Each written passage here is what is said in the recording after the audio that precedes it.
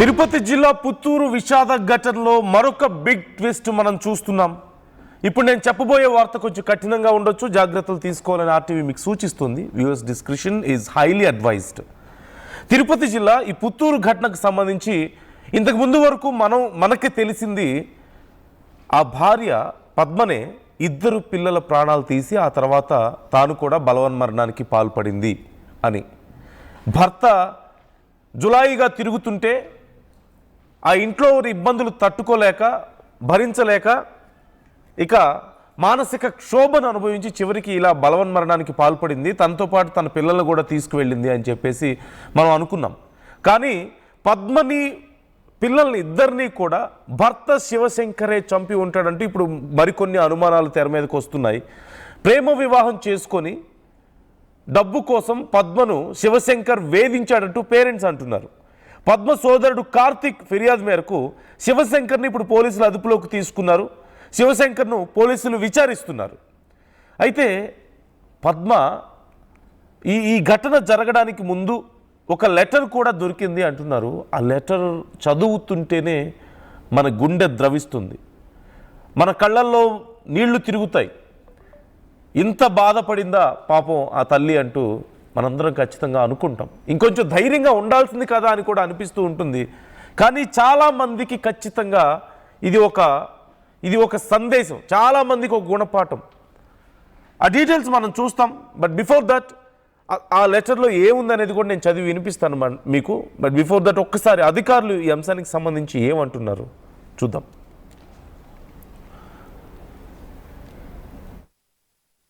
నిన్నటి రోజు పుత్తూరు పట్టణంలో సాయంత్రం కృష్ణానగర్లో ఇంట్లో చూస్తే ఆ మహిళ చీరతో కొని చనిపోవడం జరిగింది. అట్లే తన ఇద్దరు పిల్లలు కూడా తాను కూడా ఊరేసుకున్నట్లు ఆడ తెలుస్తూ ఉంది. విచారిస్తే 8 సంవత్సరాల క్రితము ఈ చనిపోయిన పద్మ శివశంకర్లు ఇద్దరు ప్రేమ వివాహం చేసుకున్నారని, వారికి ఇద్దరు కూతుర్లు సంతానమని. ఆ పెద్దమ్మాయి పేరు జయశ్రీ 7 years, లాస్య 5 years. అయితే ఆమె భర్త శివశంకర్ ఏమీ పని చేయకుండా చెడు వ్యసనాలకు అలవాటు పడి కుటుంబ పోషణకి వాళ్ళకేమీ డబ్బులు ఇవ్వకుండా ఎక్కువ అప్పులు చేసి తిరుగుతూ ఉండేవాడని, ఏం బాధ్యతలు తీసుకోకుండా ఉండేవాడని. నిన్నటి రోజు పుత్తూరు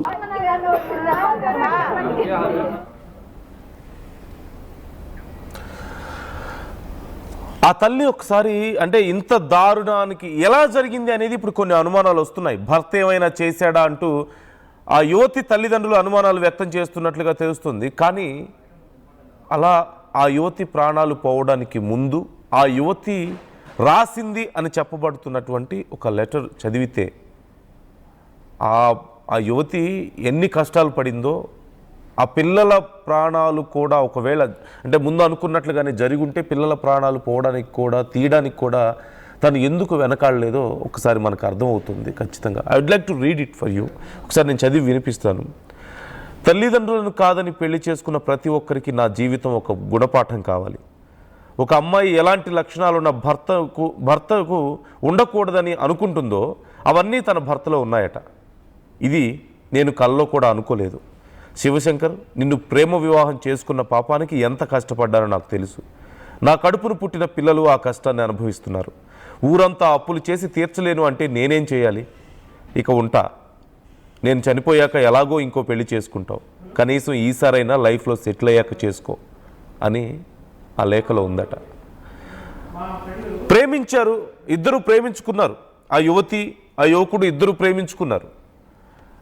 పుత్తూరు మండలం నేషనూరుకి చెందినటువంటి కన్నెప్పరెడ్డి కుమార్తె పద్మ తోరూరు పంచాయతీకి చెందిన శివశంకర్ పుత్తూరులో డిగ్రీ చదువుకునే రోజుల్లోనే ఇద్దరు ప్రేమించుకున్నారట.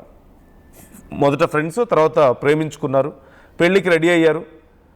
అయితే కులాలు వేరు కావడం, శివశంకర్ పని పాట లేకుండా తిరుగుతుండడంతో జులాయిగా పద్మ తల్లిదండ్రులు పెళ్లికి ఒప్పుకోలేదంట. అయినా సరే ఆమె అతన్ని 2019లో పెళ్లి చేసుకుంది. ఇంట్లో వాళ్ళు వద్దన్నా సరే వెళ్ళిపోయి ఇద్దరు పెళ్లి చేసుకున్నారు.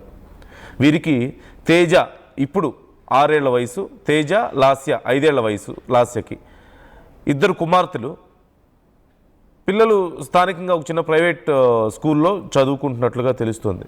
అయితే శివశంకర్ ఏ పని చేయకుండా, పెళ్లికి ముందు కూడా అలాగే ఉండేవాడు, ఏ పని చేయకుండా జులాయిగా తిరుగుతూ ఉన్నాడు. ఇంట్లో పరిస్థితులు చాలా దారుణంగా అయిపోయాయి, ఉండడానికి తినడానికి కష్టమైపోయింది. ఊరంతా అప్పులు చేశాడు.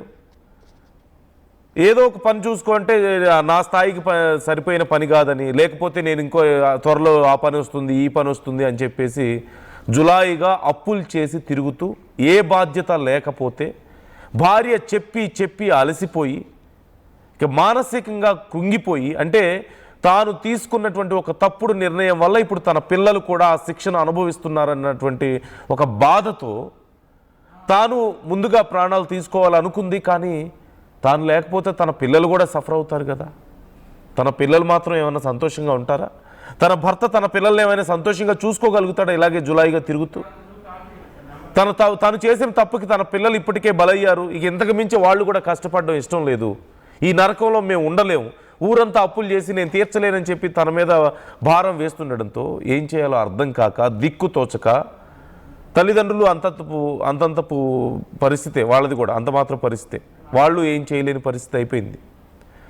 అప్పులు తీర్చలేని పరిస్థితి. తాను కూడా కూలో నాలో చేసుకొని ఏదైనా పని చేద్దామంటే అప్పులు తీరే అంత చిన్నవి కాదు. సరే, భర్త ఇప్పటికైనా మారతాడా అంటే ఎన్నిసార్లు చెప్పినా, ఎన్నిసార్లు గొడవ పడ్డా భర్త మారడం లేదు. చివరికి పెద్దలు కూర్చోబెట్టి పంచాయతీ కూడా చేశారట. మారాలి, పెళ్ళయింది, పిల్లలు పుట్టారు, ఇక ఇప్పటికైనా నువ్వు బాగుపడకపోతే ఎలా అని చెప్పి తిట్టారట. అయినా సరే అతనిలో ఏ మార్పు లేదు, అలాగే కొనసాగుతుండడంతో ఇక ఆ భార్యకి భవిష్యత్తు మీద ఆశ సన్నగిల్లి, భర్త మారతాడన్న నమ్మకం కోల్పోయి పూర్తిగా ఈ అప్పుల బాధను తట్టుకోలేక ఇక చివరికి చావే శరణ్యం అనుకుంది. తాను పోతే తన పిల్లలు ఒంటరి వాళ్ళు అయిపోతారు, తన పిల్లలు దిక్కులేని వాళ్ళు అయిపోతారు, కనీసం వాళ్ళని చూసుకునే దిక్కు లేదని భావించి ముందుగా పిల్లలిద్దరి ప్రాణాలు తానే తీసి, ఆ తల్లే ఎంత కష్టపడి ఉంటే, జీవితం మీద ఎంత ఆశ కోల్పోయి ఉంటే, ఎంత నరకాన్ని తాను అనుభవించి ఉంటే, తన పిల్లలు కూడా అలాంటి నరకం అనుభవించకూడదని ఎంత కోరుకుంటే, చివరికి కన్న తల్లి ఇక్కడ ఎవరో మరొక వ్యక్తితో తన లైంగిక వాంఛల కోసమో అక్రమ సంబంధాల కోసమో ఈ తల్లి పని చేయలేదు. కేవలం ఇంట్లో ఉన్నటువంటి దారిద్ర్యాన్ని ఎలా ఎదుర్కోవాలో తెలియక, తన కూతుర్లని ఆ దారిద్ర్యంలో నెట్టలేక, ఈ నరకంలో కొనసాగించలేక, తాను లేకపోతే తన పిల్లల భవిష్యత్తు ఇంకా దారుణంగా మారుతుందని తన భర్త మీద నమ్మకం లేక, ఆ పిల్లల తండ్రి ఆ పిల్లల్ని ఎలాగో తిండి కూడా పెట్టలేడన్న ఆలోచనతో, ఏ ఆశ లేక జీవితం మీద, అన్నిటికీ మించి తల్లిదండ్రులను ఎదిరించి మరీ పెళ్లి చేసుకొని తాను పెద్ద తప్పు చేశానన్నటువంటి ఒక రియలైజేషన్తో, ఒక రకమైనటువంటి రిగ్రెట్తో చివరికి ఆ తల్లి ఇంత నిర్ణయానికి వచ్చింది. అంటే ఎంత పెయిన్ అనుభవించి ఉంటే ఇలాంటి ఒక నిర్ణయం తీసుకోగలుగుతుంది. తను రాసిన లెటర్లో కూడా అదే మెన్షన్ చేశారు ఆ యువతి. తనలాంటి తప్పు ఇంకెవరూ చేయొద్దు, తన జీవితం చాలామంది యువతకి ఒక ఎగ్జాంపుల్ అవ్వాలి, ఎలాంటి లక్షణాలు అయితే ఉండకూడదు అన్ని లక్షణాలు నా భర్తలో ఉన్నాయి, ఇలాంటి వాడు ఇంకెవరికి రాకూడదు, మీరందరూ జాగ్రత్తగా ఉండండి, ప్రేమించి పెళ్ళిళ్ళు చేసుకునే వాళ్ళందరూ అని చెప్పి ఆ లెటర్లో రాసిందంటే అర్థం చేసుకోండి ఎంత నరకం అనుభవించిందో ఆ తల్లి పాపం. చివరికి తన చేతులతో తానే ఆ ఇద్దరు పిల్లలకి హ్యాంగ్ చేసిందంటే, ఆ తర్వాత తాను కూడా బలవన్మరణానికి పాల్పడింది. సో మీకేమనిపిస్తుంది ఈ వార్త వింటుంటే? ఎవరు తప్పు ఇక్కడ? ధైర్యం కోల్పోవడం ఆ తల్లి తప్ప? ఆశ లేకపోవడం జీవితంలో ఆ తల్లి తప్ప? లేకపోతే ఒక పనికి మాలిన వ్యక్తిని నేను ప్రేమించి పెళ్లి చేసుకున్నాను, చివరికి అతని మీదే జీవితం, అతనే జీవితం అనుకుంది, కానీ అతనేమో జులాయిగా తిరుగుతున్నాడు, అప్పులు చేస్తున్నాడు ఊరంతా, చివరికి నా వల్ల కాదని చేతులు ఎత్తేసాడు. అంటే నేనేం చేయాలి అని ఆ తల్లి అడిగింది, ఆ లెటర్లో రాసింది. తాను ఏం చేయగలుగుతుంది పాపం, ఇద్దరు పిల్లల్ని పెట్టుకొని? ఇక వేరే దిక్కు లేదనుకుంది, చివరికి ఇలాంటి ఒక నిర్ణయం తీసుకుంది. ఎవరు తప్పు ఇక్కడ?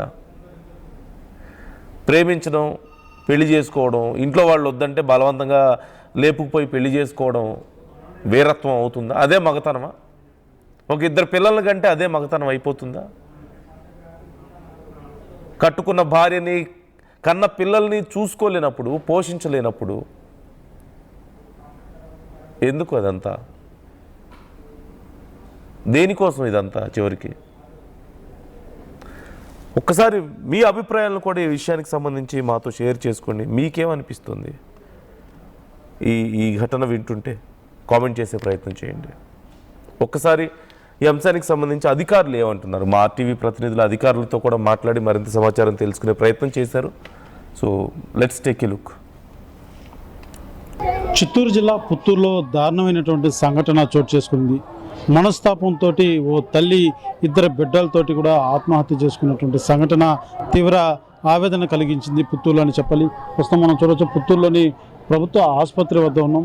అయితే నిన్న రాత్రి పద్మ అనేటువంటి మహిళ ఇద్దరు ఆడబిడ్డలు, ఈమె ప్రేమ వివాహం చేసుకునింది. దాదాపు 8 ఏళ్ళుగా ప్రేమ వివాహం చేసుకున్న తర్వాత సపరేట్గా కాపురం ఉంటుంది. అయితే ఏం జరిగిందో తెలియదు. ఒక్కసారిగా ఆమె ఒక లేఖ రాసింది.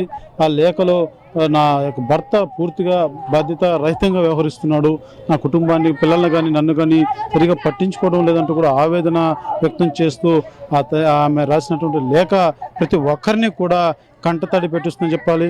చూస్తున్నాం గ్రామస్తులు, బంధువులంతా కూడా ప్రభుత్వ ఆసుపత్రి వద్ద చేరుకున్నారు. చూస్తున్న వాళ్ళ తల్లి గారు బోరున విలపిస్తున్నటువంటి పరిస్థితి కనబడుతుంది. ప్రతి ఒక్కరు కూడా కంటతడి కారుస్తున్నటువంటి పరిస్థితి మాత్రం నెలకొందని చెప్పాలి. ఎందుకంటే ఇద్దరు బిడ్డలు, ఎంతో చూడ చక్కగా ఉన్నటువంటి ఇద్దరు ఆడబిడ్డలు ఉన్నారు. అయితే అతను ఎవరైతే ఆ శివ అనేటువంటి అతను పూర్తిగా బాధ్యత రహితంగా ఏమాత్రం కుటుంబాన్ని పట్టించుకోవడం లేదు, స్థిరంగా ఒక చోట పూర్తిగా పని చేయకుండా ఉండడం, అదే రకంగా ఇంటికి కావాల్సినటువంటి మినిమం ఏదంటే సరుకులు కావచ్చు, లేకపోతే పిల్లలకు అవసరాలైనటువంటి వాటిని కూడా పూర్తిగా పట్టించుకోకపోవడంతో పద్మ మనస్తాపం చెందినట్టుగా కూడా తెలుస్తుంది. అయితే ఆ ఇద్దరు బిడ్డలను కూడా తనతో పాటు తీసుకెళ్ళిపోవడం అన్నది మాత్రం ప్రతి ఒక్కరూ కూడా జీర్ణించుకోలేకపోతే కంటతడి పెట్టుకుంటున్నటువంటి పరిస్థితి ఉంది. పద్మ వాళ్ళ తండ్రి అయినా ఒకసారి ఆయనతో మాట్లాడేటువంటి ప్రయత్నం చేద్దాం. ఏమన్నా ఏం చదువుకునే పిల్లకాయలకందరికీ నా విజ్ఞప్తి, ఇక మీద ఏ తల్లిదండ్రికి శోకం రాకూడదు. ఈ ప్రేమలు దోమలు కొంతకాలానికి ఈ పరిస్థితి, నా బిడ్డ పరిస్థితి ఏ బిడ్డకి రాకూడదు. దయచేసి చదువుకునే ప్రతి ఒక్కరికి, యువకులకి, అందరికీ నేను తెలియజేది ఏమంటే, తల్లిదండ్రులు మాటనండి, శ్రద్ధగా చదువుకోండి, మంచి మార్గంలో బతకండి. నా విధంగా తల్లిదండ్రులకు శోకం తెప్పించకండి. దయచేసి ఆ అమ్మాయికి వేరే సంబంధాన్ని మాట్లాడి అన్ని చేసిన తర్వాత వాడేదో ప్రేమ మోజులో నేను నీ పేరుతో నన్ను బెదిరిస్తే పోయి పెళ్లి చేసుకునేసి ఈ రోజు నువ్వు చేసి రాసుకునే బిడ్డలు కానీ పరిస్థితికి నువ్వు వచ్చినావంటే ప్రతి ఒక్క బిడ్డ ఆలోచించాల్సింది ఒక్కటే. నా దండం పెట్టి చెప్తున్నాను, ఆలోచించండి, ప్రతి బిడ్డ ఆలోచించండి. తల్లిదండ్రుల ఆవేదన ఎట్లుంటుంది, మీ భవిష్యత్తులు ఎట్లుంటాయి, రాబోయే రోజులు జరిగిపోయిన తర్వాత ఆలోచించే కన్నా ఒక్కటికి 10 సార్లు ఆలోచించండి. చదువుకున్న వ్యక్తులు అయితేనేమి, చదువు లేని వాళ్ళు అయితేనేమి, తల్లిదండ్రుల శోకం ఎట్లుంటుందో ఒకసారి చూడండి. దయచేసి చెప్తున్నాను, దండం పెట్టి చెప్తున్నాను, దయచేసి పిల్లలు మాత్రం చూడండి, గమనించండి. ఇది నా బిడ్డ, ఇది ఒక మంచిగా కూడా అనుకుందాం, ఒక 10 మందికి మంచి జరిగేటట్టు చూడండి దయచేసి. పద్మ కూడా లేఖలో రాసింది, తల్లిదండ్రులు అంటే కూడా చాలా ఇష్టం, నాకు క్షమించండి. క్షమాపణ కోరితే మనుషులు పోగొట్టుకుంటారు, క్షమాపణ కోరి ఏం చేయగలుగుతాం చెప్పండి. మేము క్షమించేది ఏమన్నది, ఆ రోజే క్షమించి గొప్ప మందితో వదిలేస్తాము.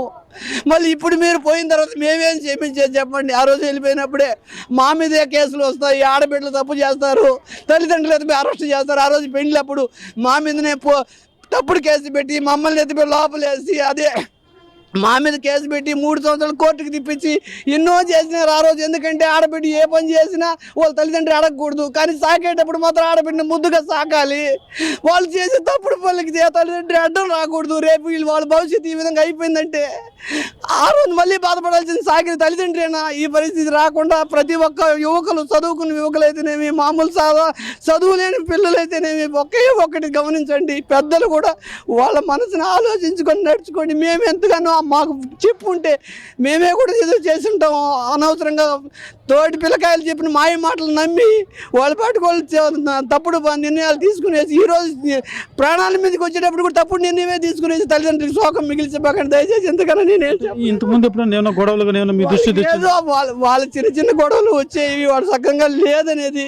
కాకపోతే నేను అది పెద్దగా పట్టించుకునేవాడిని కాదు. సరే అది మామూలుగా అన్ని కుటుంబాల్లో ఉండేవేనమ్మా అనుకున్నాను. కానీ ఇంత పెద్ద ఆగత్యం చేసుకుంటున్నాను. కానీ ఆ పాప మనసు విప్పి చెప్పుకోలేదు. ఎందుకంటే నేను చేసిన పెళ్లి కాకపోయా ఆ పాప మొత్తం నాతో మనసు విప్పి మాట్లాడలేకుండా పరిస్థితి అయిపోయింది. ఇంకోటండి, ఆమె ప్రత్యేకించి వాళ్ళ అన్న గురించి రాసింది పద్మ లేఖలో, మా అన్న క్షమించు, నీకు ఎదురుగా వచ్చి నిలబడే ధైర్యం నాకు లేదని కూడా రాసింది. ఆ రోజు మేము కనీసం ఆ తప్పు జరిగినప్పుడు అన్నతో కాళ్ళు పట్టుకుని క్షమాపణ అడగలేదు, తండ్రి కాళ్ళు పట్టుకుని క్షమాపణ అడగలేదు.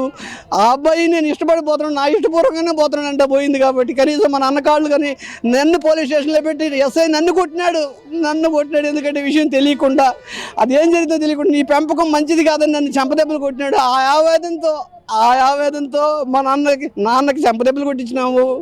మనం అన్నకి క్షమాపణ కాళ్ళు పట్టుకొని క్షమాపణ అడగలేదు. అందుకోసం అన్న మాట్లాడేవాడు కాదు. నేను వెళ్తా ఉన్నాను, నా భార్య వెళ్ళేది. మా అత్తమ్మ వచ్చిన పింఛన్ డబ్బంతా ఎత్తుకు ఆ పాపని పోషించింది, కుటుంబాన్ని పోషించింది. ఈరోజు ఆమెతో కొన్ని చెప్పి బాధపడకూడదు. ఇప్పుడు ఆ జరిగిపోయిన తర్వాత అన్నీ బయట వస్తున్నాయి. కానీ ముందు ఎవరు ఆమె చెప్పుకునేది కాదు. ఇప్పుడు బాధపడతా చెప్తా ఉన్నారు. కానీ ఇంత పెద్ద అగత్యం చేసుకుంది అనుకోలేదు. ముందు సంబంధం కూడా చూసారా మీరు? వేరే సంబంధం అమెరికాలో 7 లక్షల రూపాయలు సాఫ్ట్వేర్ ఇంజనీర్కి సంబంధం చూసినాము. ఎంగేజ్మెంట్ అయ్యింది. ఎందుకంటే ఇద్దరు పిల్లలకి ఒకేసారి ఎంగేజ్మెంట్ చేసి పెళ్లి చేయలేక 3 నెలల తర్వాత పెళ్లి చేద్దాం అనుకునేసి వాళ్ళ పెద్దలు మేము కలిసి, అబ్బాయి వాళ్ళ పెద్దలు మేము కలిసి ఇంట్లోనే ఎంగేజ్మెంట్ చేసుకున్నాము. పెద్ద బాబుకి పెళ్ళైన 14వ రోజే వెళ్ళిపోయింది. ఈ పని చేసింది. ఎందుకంటే వాడు సూసైడ్ చేసి లెటర్ రాసి పెట్టేసి చచ్చిపోతాడనేసి బ్లాక్మెయిల్ చేస్తున్నాడు వాళ్ళతోటి స్నేహితులతో కలిపి. వాడు సూసైడ్ చేసుకొని చనిపోతాడని చెప్పేసి ఈ పాప వాడిని కాపాడే దానికోసం పోయి ఈరోజు రాసి బిడ్డలతో పాటు చనిపోయే పరిస్థితి ఏ తల్లిదండ్రికి రాకూడదు, ఏ కుటుంబంలోనూ రాకూడదు, ఏ పిల్లలు ఈ నిర్ణయం తీసుకోకూడదు. ఈ తప్పుడు నిర్ణయం దయచేసి అర్థం చేసుకొని నా బిడ్డ రాదు, కనీసం మిగిలిన బిడ్డలైనా భద్రంగా బతకండి అని నేను మనస్ఫూర్తిగా దండం పెట్టి కోరుకుంటున్నాను. ప్రధానంగా నా బిడ్డలాగా మరో బిడ్డ ఎవరూ కావద్దండి, దయచేసి ప్రేమ దోమనిసని లేనిపోని మాయ మాటలు నమ్మి జీవితాలు పోగొట్టుకోవద్దంటూ కూడా ఆ తండ్రి ఆవేదన వ్యక్తం చేస్తున్నటువంటి పరిస్థితి ఉంది. ఆయన పలకరిస్తే చాలు వాళ్ళ కన్నీటి గాథ అది చెప్పలేనటువంటి పరిస్థితి అని చెప్పాలి. ఎందుకంటే మంచిగా సాఫ్ట్వేర్ ఉద్యోగం చేసేటువంటి అమెరికా సంబంధం కూడా తన బిడ్డకి గతంలో తెచ్చాడు.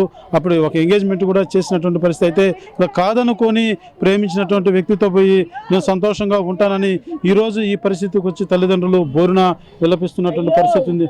ఏమో ఎలా ఉండదమ్మా, నీకేమైనా చెప్పిందమ్మా? నాకేం చెప్పేది లేదు నాయన. నేను నెల అయిపోయింది నేను మాట్లాడి కూడా. నైను అమ్మా మేమేం మాట్లాడలేమమ్మా. ఒక్కరు కూడా ఎవరిని పలకరించేటువంటి పరిస్థితి కూడా లేదు. ఒక్కరు కూడా చాలా ఆవేదన వ్యక్తం చేస్తున్న కన్నీటి పర్వతం అవుతున్నటువంటి పరిస్థితి ఉంది.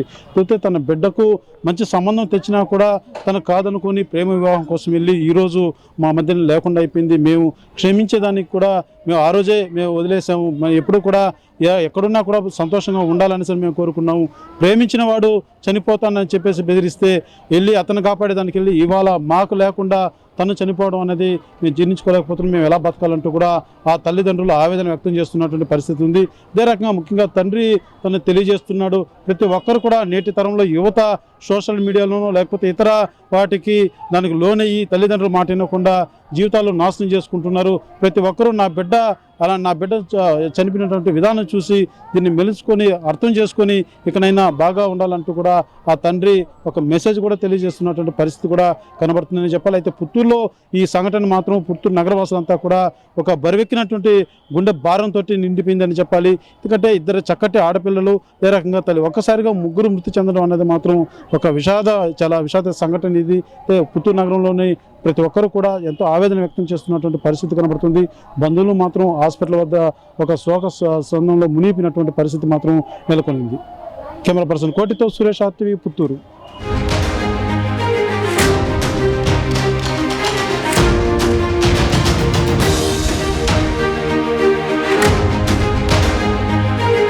చరిత్ర సృష్టించినోడు ఇప్పుడు ఆ చరిత్రని తిరగరాయబోతున్నాడు. అబద్ధాల గోడల్ని బద్దలు కొట్టి నిజాలను రాగా మీ ముందుంచబోతున్నాడు. నిజమైన వార్తల కోసం వెంటనే డౌన్లోడ్ చేసుకోండి రా యాప్ని.